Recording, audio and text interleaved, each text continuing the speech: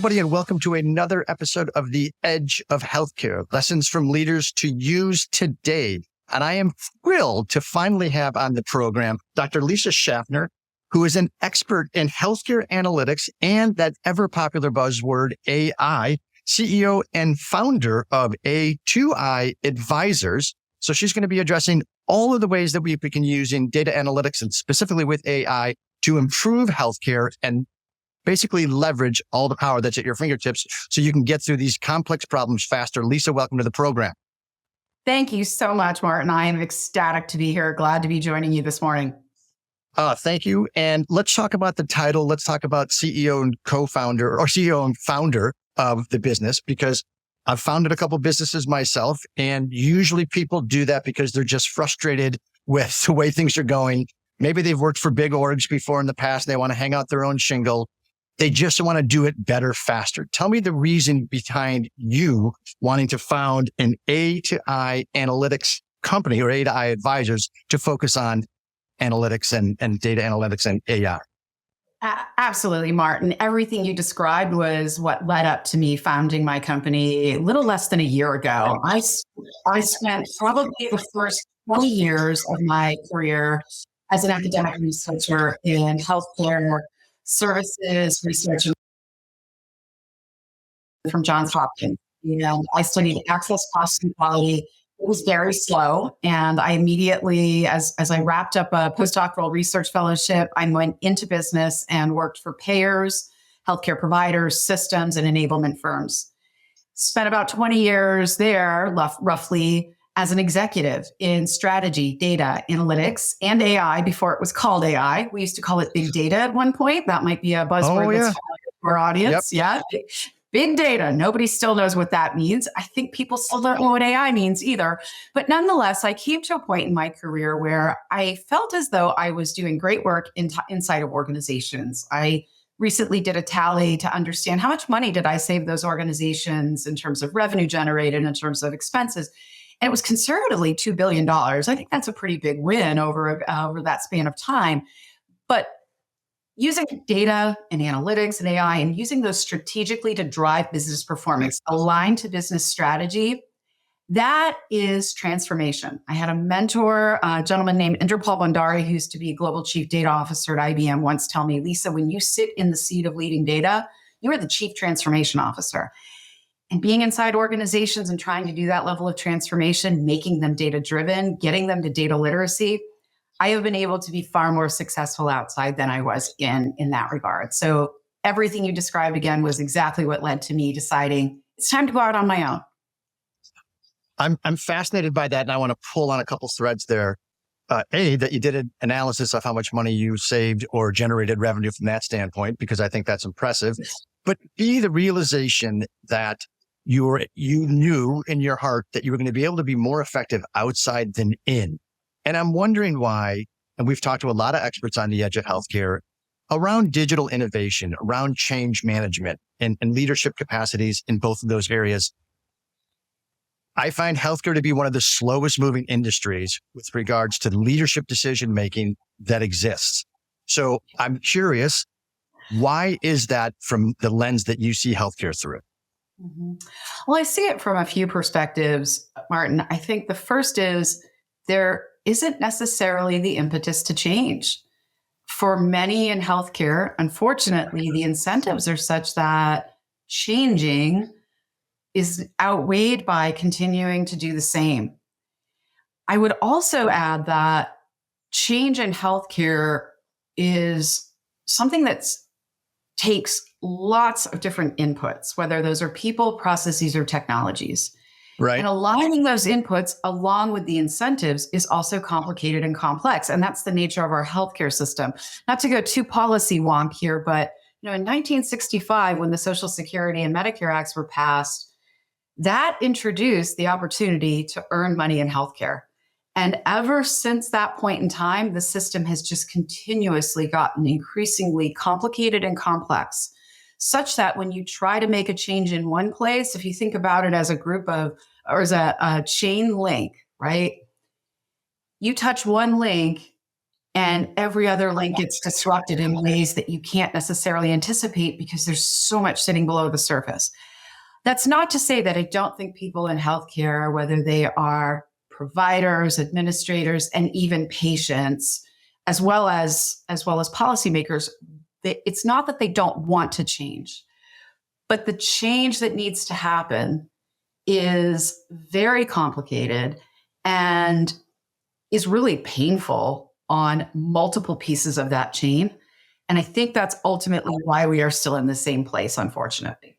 I think you're absolutely right. It is very complex. And I'm wondering if, in fact, from a policy perspective, and I'm going to get to your specialty in a second, sometimes it seems like we make it more complex, and that's not necessarily a bug, that's a feature. And and you talked about policy wonks and getting geeky, but some of the entities that are involved in healthcare, sadly, I think don't mind the complexity because that does slow the flow of revenue down or money movement through the system. But no one wins at that except these large organizations that are the ones enacting that. I'm not going to pick on the insurance companies by name, but I think they're trouble. Now, you talked about the complexity and AI specifically, which might be the hottest buzzword in healthcare besides removing the provider data synchronization errors. Teasing, that's kind of what we do. AI, from a standpoint, you can't breathe and not hear AI in healthcare. So how are you leveraging AI? Because we're still using it incorrectly in a lot of areas, but what are you doing to solve these complex data analytical problems? And tell me some examples of where you've been able to see some results that will probably contribute to your $2 billion of revenue generated or saved. Yeah. So I think it's important to start with understanding, to your point, AI is thrown around constantly, and it could mean anything from I use ChatGPT all the way to I have something that is automated in my home or my car or in my workplace that is assisting me as I go about my day. So I think it's important to start with defining what AI is. And the way I like to define it is there are really two branches, if you will, of AI. There's what's called generative and analytical. I'll start with analytical because we've been doing analytical AI, predictive analytics, building models. Granted, the technology to do that work has advanced and extremely quickly and far beyond where we were 10 years ago, 5 years ago. So the technology is advancing, but what we're doing with data and AI to create information has been around for a very long time. I mean, go back to your basic predictive model, your y equals mx plus b, a slope and a line, not to, again, go too nerdy, but that was an early version, we'll call, of prediction. And we've been doing that for a long time. That's actually where AI has been generating a good deal of value, both dollar value, but also non-monetary value. What's new on the scene is generative AI. And that's where, that's your ChatGPT. That's where there is a predictive model, very high powered, sitting below the surface that's taking information. Think of it as being in a library, and it's collecting all of the books that are in the library. Sure. And when you ask it a question, it's not you having to go look through the books or starting at the card catalog, if you remember one of those. It's telling you the answer. Oh, I do. Right? Based on everything that you know. And so I like to start with that definition because when people throw around the word AI, the letters AI, there isn't a differentiation between those two. And in the latter, in generative AI, we actually haven't seen the ROI from that yet. There's a lot of promise there. We have seen it from analytical AI. So I'll touch a little on some of the ways that I've used analytical AI to help organizations move forward. First, understanding who's likely to utilize care. And those models have been around for a while, and I've been able to advance them and make them better over the course of my career. But one of the best models that we have out there that's analytical AI is predicting whether somebody is going to have a readmission to a hospital. If we think about readmissions. And I would imagine this is going to be first primary paramount to all of the organizations out there doing value-based care, determining whether or not they should take on additional risk and that sort of thing, knowing the likelihood that their patient population will have a readmission. That's right. Readmissions, I call them the trifecta negative outcome of healthcare. They are expensive. because when somebody goes in the hospital for something after they've already been in the hospital, it is exacerbated. There's something Sure. worse going on than what they originally went in for. It's a failure in the quality of care. Something happened where that care, whether it was during care previously, the transition of care at home, something failed, as well as a bad experience for everyone involved. It's a bad experience for the patient to have to go back to the hospital. Who wants to be in the hospital? It's a bad experience for the providers, either feeling failure or having to redo work, if you will. So if we think about the quadruple or quintuple aim of healthcare, because that's currently what it is quintuple. Now, yes. I don't know what 6 is, but it's coming. I'm sure it is. I'm sure it is. But if we think about the quintuple aim of care, every one of those points hits on it, right? It's bad quality, bad outcomes, it's costly, bad provider experience, bad patient experience. And if we add to that social determinants of health, people with negative social determinants of health are far more likely to have that readmission. So it's even worse for them. And so in building models of predicting readmissions, we're solving for improving across all of those elements of the quintuple aim. That's one way over the course of my career, I have been able to help healthcare organizations improve across the quintuple aim, as well as their bottom lines, because care is less costly when you have fewer people readmitting. It seems commonsensical type of thing with regards, if I can keep these patients healthy and keep them out of my doors or my walls, if you will, then we are serving the community from a standpoint, capacity of, providing great healthcare and that sort of thing. But when you can't do that and you have a readmission, you, Lisa, or the group has to deliver that message that says, hey, this is on you, ladies and gentlemen.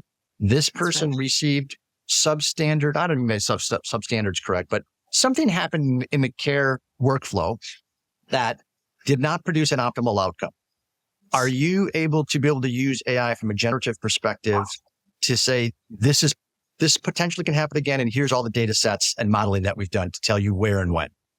That's right. You can use generative AI to do that. And we're starting to see really great uses of generative AI in that regard. And in this case, I would also add that what I like to premise AI with is not that it's artificial intelligence, but it's augmented intelligence.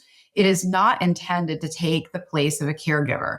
It is intended to enable that caregiver with better information, insights that they may not have had access to or may not have considered. To your point, instead of that provider having to go and spend the time to dig in that particular patient's history to understand where was the failure of care and what could they have done differently, they have those insights in front of them. When AI is generative and really well done, and when I say really well done, something that is absolutely critical for organizations to be able to do AI, whether it's generative or analytical, is high quality data. Today, very few organizations invest in making their data high quality or even understanding what the current quality of it is. Data is an asset. And that is also often lost on organizations. And I say organizations broadly, it's not unique to healthcare, but healthcare has infinite volumes of data it can access. And the investment needs to be made in ensuring that data is complete, it's accurate, it's of high quality. And I would add that not every piece of data is of equal value. Oftentimes, organizations are just collecting and storing volumes of data, and there's a cost associated with that doesn't have the return in terms of what that data or what the value of those data are to the organization and to its customers. So there is a need strongly to go upstream, I think, in the ways that you all are doing with provider data specifically, to curate it, to aggregate it, to test it, and to improve it, just like you would any other asset. You buy a house, right? You're going to stay in that house for some period of time. At some point, you're going to have to replace the roof. At some point, you're going to want to improve the decor, right? Everything is on a continuum. Some of us are not allowed in the house making decisions, just from that standpoint. Yes. And so we're not on that committee. I'm thrilled to hear you say that it's all data. And it's across all industries. And it's that age-old thing that we all learned in grade school or high school when we attended our first computer programming class, garbage in, garbage out. Unfortunately, there is so much garbage, and specifically in the world that we play at Matica on the provider data side, it's disheartening yet encouraging to hear payers talk about their directory being less than 50% accurate, to hear health systems going through hundreds of millions and sometimes $billion implementations of large scale health record systems, and they're importing data that is less than 50, 60, 70% accurate that they're then going to flood all of these other peripheral systems with. And I got to believe from your perspective, that's a starting point to a degree to use different things. But then where do you take that? And then tell me about A to I from what it actually means. But how do you tackle this one bite at a time giant problem? It's a journey of 1,000 miles type of thing with one step. Where does Lisa jump in? Yeah, Lisa jumps in with A to I Advisors, which stands for Assets to Insights. My consultancy helps healthcare organizations take their data assets, optimize them, and get rapid as well as sustained returns via insights that drive business performance. Where I always start and where great data and analytics strategy always begins is alignment to the company's business priorities. What does the organization absolutely positively have to achieve? What are those wildly important goals, if you've ever read 4 Ds of execution, right? What are the must-haves? And prioritize starting with the data that are aligned to those must-haves. It's the equivalent of walking in, and I love to use imagery, so you'll have to bear with me. It's the equivalent of walking into an episode of Hoarders. Where do you start? A house packed to the rafters with some bits of gold and a lot of things that you can't even begin to describe. You don't know what they are or what you might use them, right? So start with the business strategy. What is important? What is the most important thing in terms of performance? And find those data and get those data cleaned up. I'll give an example from one organization I was a part of. I learned very quickly upon entering that there were metrics that had to be calculated on a monthly basis to provide the providers in accountable care organizations with a monthly incentive payment. And those metrics, in terms of their definitions, there were some challenges, but the calculation of them as well as the data underlying them were very challenged. And so payments were at high risk of being inaccurate. So thinking about all of the data that were sitting in front of me, what do I start with? Well, we need to pay providers accurately. Let's start there. That's really important to our financial well-being, but more importantly to theirs. That's why they're signing on with us. So 6 metrics is where I started. Started with what are the definitions of those metrics? Because even if you have bad data and you run it on bad definitions, that's a recipe for disaster. So start with defining what you need to measure and how you're going to measure it. Then understand, do you have the data to measure it? If you do, great. Let's dig in and figure out what's the quality of that data. If you don't, you need to acquire it or you need to adjust how you're going to measure. But once you have the right data and the data are right, and you know what you're going to measure and how you're going to measure it. This is the measure twice, cut once approach, as some like to call it in home improvement projects. That's right. Then you're ready to go and you can build off of that one effort to bring forward what I'll call broadly data governance. Nobody likes to hear the words data governance. Everyone thinks like massive project, lots of money, lots of time wasted. Not if you align your efforts to identify and clarify your data, invest in your data aligned to your business priorities, strategy, and performance. All right. I'm going to put myself in a CFO role of a health plan or a hospital. I worked with a few of those, Martin. I know who you're talking about. I've had to sit in front of them. Yep. And so I'm sitting here looking at this problem, and to me, it's gargantuan. And it's so large and so complex. And I've got teams allegedly working on this that are all underneath me that report up to me. How do I know where to begin? How do I know what to address?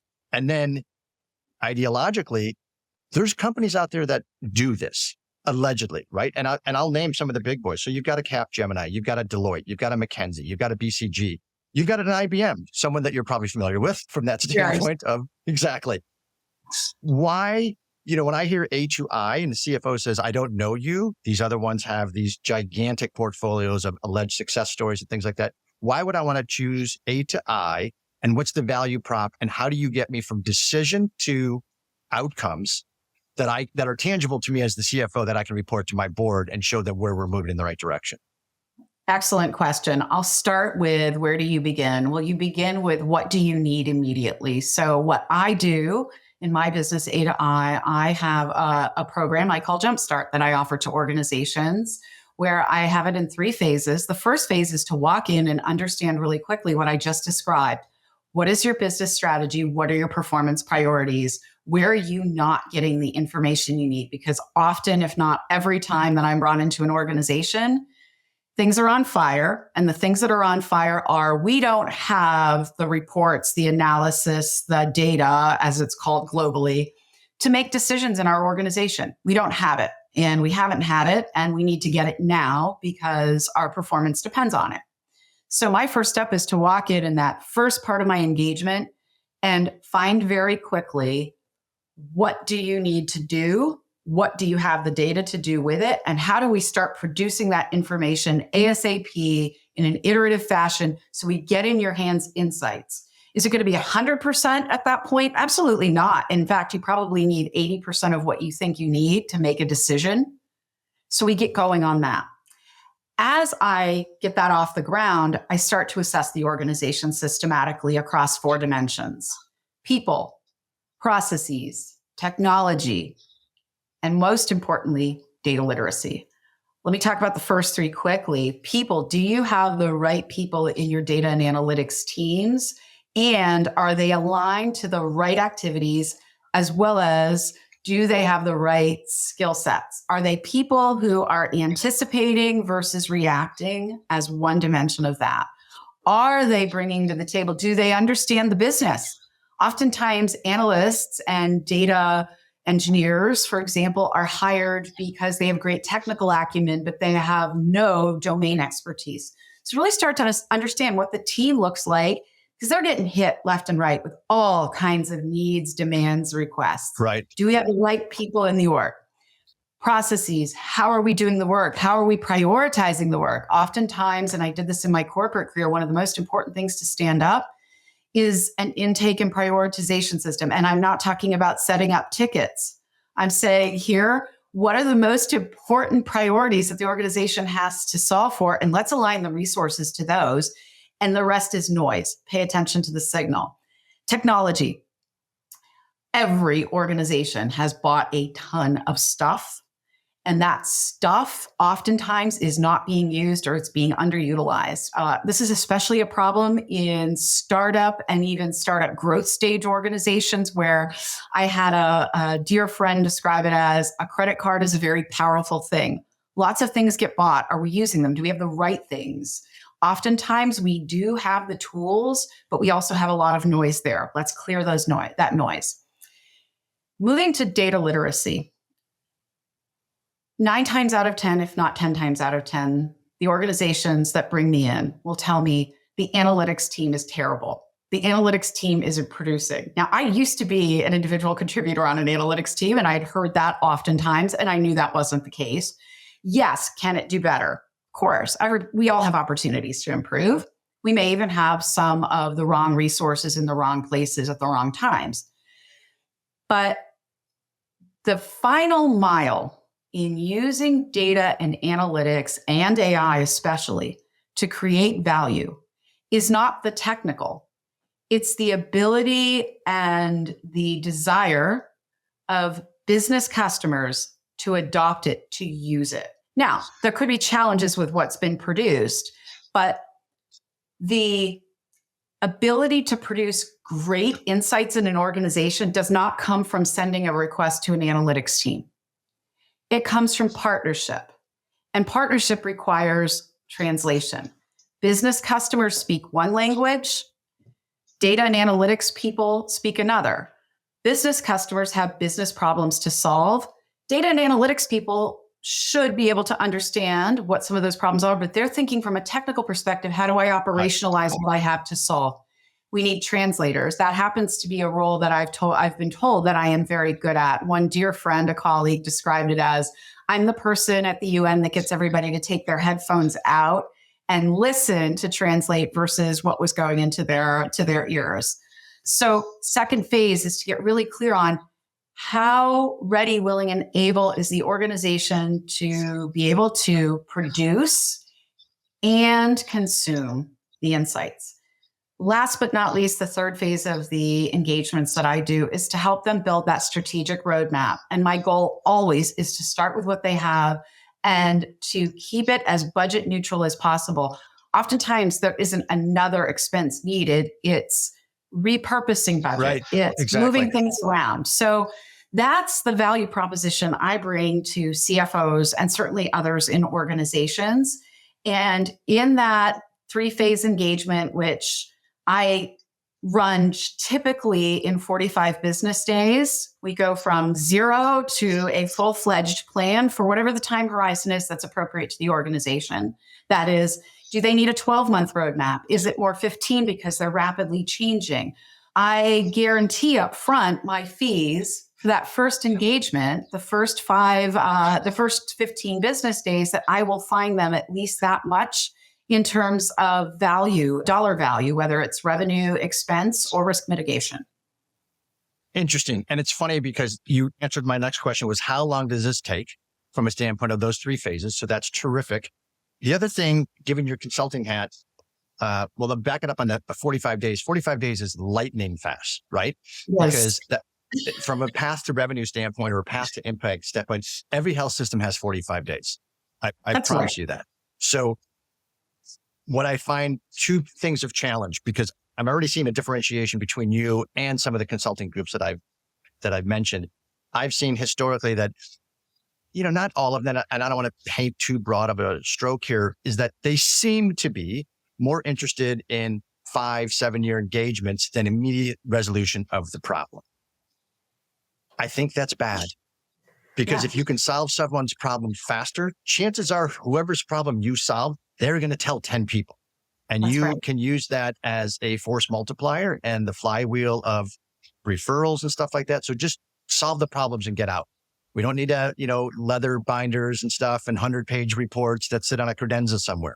Get in, solve the problem, get out. And I think your business will be successful. It sounds like you're on that path based upon your tenure and what you've seen in the marketplace. Fair assessment? Absolutely. And I'll add, those consulting houses, the large consulting houses, are now being put to the test. There was an article this week just in the Wall Street Journal alone talking about how the federal government under the current administration is requiring them to demonstrate what they are going to produce and how quickly, and to reduce their engagement time, because to your point, they're coming in with the perspective of, this is the very first engagement, but we see 5 to 7 years, 5 to 10 years of revenue generation from walking in the door. And that's not solving the problem, right? That's not even asking the client or customer, what is your problem? And it also demonstrates something that I've observed where, and I'll talk a little about this in a moment, where I've aligned A to I advisors to a few organizations that are doing consulting and advisory services, and even providing leadership services in very different ways than what those large consulting houses are doing. So what I have observed is oftentimes those houses will bring in very junior with maybe a little bit of tenure expertise to come in and learn on the fly. I think what's different about somebody like me and the types of organizations that I work with is we all have 10, 20, 30 plus years of experience being inside healthcare organizations and being successful. You may not sing your own song as glowingly as I will. You are disrupting the traditional model of consulting.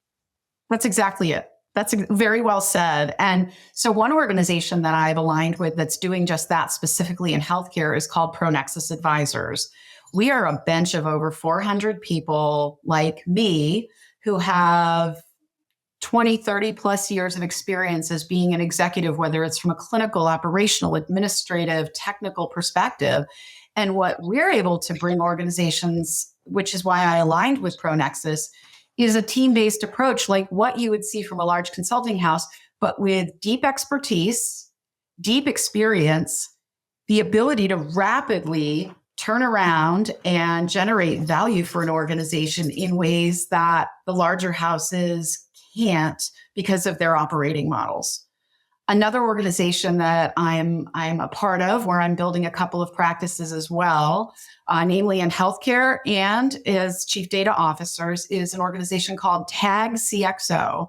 Tag CXO places fractional and interim executives in as CIOs, CTOs, and now we will have CDAIOs. I feel like old McDonald had a farm whenever I say that. There's such variation on it. But these are organizations that are truly disrupting how healthcare organizations, but even more broadly, sometimes how different industries are approaching solving their problems, whether it's needing a leader, or needing an advisor, or executing on the plans that I've talked about that I build for organizations, strategic roadmaps for data and analytics and AI. I offer that service. If I've given you a roadmap and you don't have the ability internally to execute it, I am glad to come on and support you in that regard. And that's really also different than what the larger houses have traditionally provided. I love it. And it's funny because you just hit upon a word, leadership, that I was going to ask the final question before the speed round, because this is lessons for leaders to use today. When you present your 3-phase plan, is there a point in time where you're 20 days in, 30 days in, and you recognize that the CEO or whomever is this, wherever the buck is going to stop, is not the person to drive this forward? Yes, 100% of the time, there is somebody who is not there to drive it forward. When it comes to data and analytics, it really has to come from the top.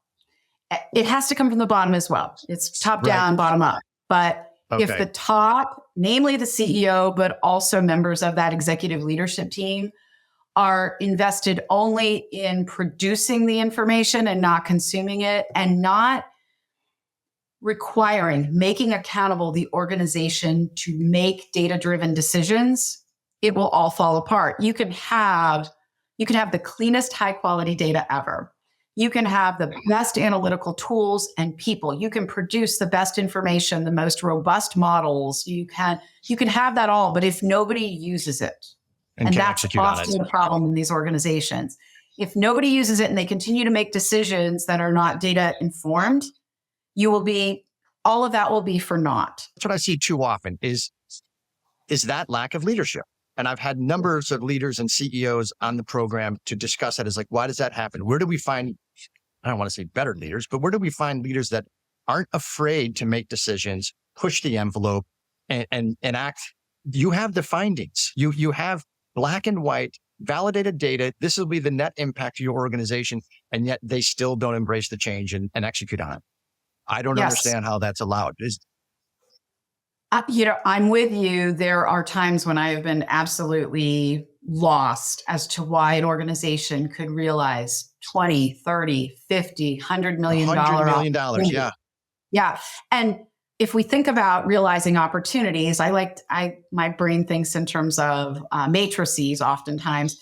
Is it a high or low lift? Is it a high or low value of opportunity? Many times these are low lift, high dollar, and they're not being adopted. And I think to your point, it's a matter of being a brave leader to say, no, we are going to do this. This is the right thing to do, not just for our organization, but for our customers. If we start to put on the hat and think about the voice of the customer, that's where I've seen leaders who are very brave and who are very empower their organizations to do just that. I love it. And it's interesting because you mentioned the word brave twice. And it's a great word because I always like to use the word courage and having character. But integrity bravery is another good one. Integrity, yes. We could talk about this for hours, but I'm going to ask you 4 questions. I love the answers so far in the dialogue. And for all of the podcast listeners and viewers, thank you so much for putting up with the fact that I am at Logan Airport and Lisa's kind enough to plow through the background noise and disturbances. I wanted to get this interview in so we can get it out to people because I think what you're doing is extremely valuable.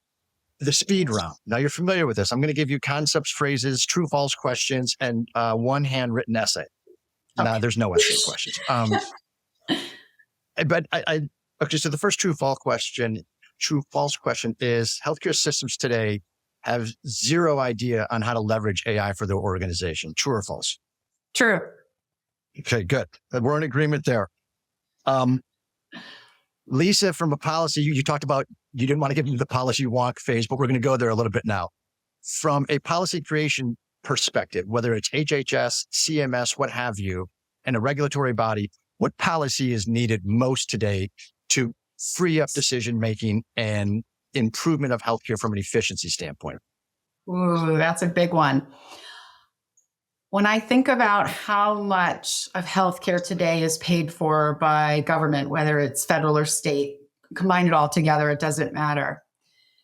We need to simplify prior authorization and utilization management. That expends a great deal of resources, time, and effort. We have whole administrative burdens around it. And oftentimes those are not generating value. We're seeing state legislatures pick up policies in this space to make it easier for consumers, make it easier for providers, and to reduce the total cost of care by eliminating some of those functions through things like what we call gold carding, for example. If providers are doing a great job, why put them through the paces? I think that's one of the most important policy changes we need to be able to see to make healthcare simpler. I like it. True or false? There isn't a healthcare organization that you can't help. True. See, this gets back down to leadership. There should be no reason why someone, a healthcare leader, a board member, a CEO, a CFO, doesn't listen to this podcast and go, I'm going to call Lisa. I have 45 days. I want to figure out how to move the needle. All right. Last question. Living or deceased, who is one person you would like to sit down with in healthcare and have a meaningful, compelling conversation? What is the topic? Who is the person? And what are you drinking? Oh, I like that last question, especially on a Friday. In healthcare, for me, goodness, it would be the founders. It's going to be 4. The founders of the Cleveland. I have to, because I can't separate them because they're unique. Yep. But the founders of the Cleveland Clinic, they came up with an incredibly forward-thinking approach to care. And I actually spent 3 years of my career in Cleveland and really got to know some folks over there very well and see their system and their model. And yep. You know, it's wonderful. I would want to hear from them about how they chose to get there at the time that they did and share with them what healthcare has become, because that was a really different time. It predated when healthcare became a business to make money in. It was about generating care. And it was also at a time when people being in the hospital was a big risk for you. It still is. There's still risks of being hospitalized, but it was a very different time in healthcare. And what I would want to share with them is how we are now moving from fee for service to value, and how would they change what they are doing or what they conceived at that time if they were operating today. Cool. And what are you all drinking? Oh, okay. We're drinking fruity boat drinks because those are my favorite. We're having passion fruit lime margaritas. I had one of those the first time in Curacao almost a year ago. It was so delicious. I took a picture of it. That's what we're having because that's going to make everything lively and festive. It does change the alchemy of the group. I promise you that, especially a boat drink. Mr. Buffett was right on. Lisa, thank you so much for the interview today. I'm looking forward to seeing the reach that this propels A to I. I love what you're doing. It's much needed. And obviously, as disruptors ourselves at Matikit, we always embrace and want to support and elevate fellow disruptors. So congratulations to hanging out your own shingle from an entrepreneurial standpoint. We all know it's not easy to do that, but you're doing great things. And if you're a health system CEO, CFO, board member, working within the healthcare industry, call A2I Advisors. Thank you so much, Martin, for the opportunity. I have absolutely enjoyed this conversation. I could not think of a better way to spend my Friday morning.